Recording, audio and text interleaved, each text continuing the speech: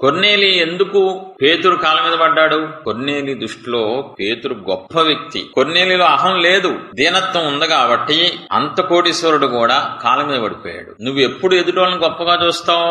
అహం లేకపోతే, గర్వం లేకపోతే అందరు నీకు గొప్పగా కనబడతారు. అబ్రహాం ఎందుకు హేతుకుమారులు సాగిలపడ్డాడు? అబ్రహాంలో దీనత్వం ఉంది కాబట్టి చిన్నోళ్ళు అన్యులు ఎదుటి కూడా సాగిలపడి వాళ్ళని గొప్పగా చూశాడు. దేవుడు ఎవరిని ఇష్టపడతారంటే దీనిలోని ఇష్టపడతారు. ఎవరిని ఇష్టపడతారంటే ఎదుటి వాళ్ళని గొప్పగా చూసే మనసున్న వాళ్ళంటే దేవుడికి చాలా ఇష్టం. ఇప్పుడు ఈ రాహాబ్ అనే వేశ్య ఎలాగా గొప్పగా చూసిందంటే ఆవిడలో అహంకారం లేదు కాబట్టి ఎంత గొప్పగా చూస్తుంది.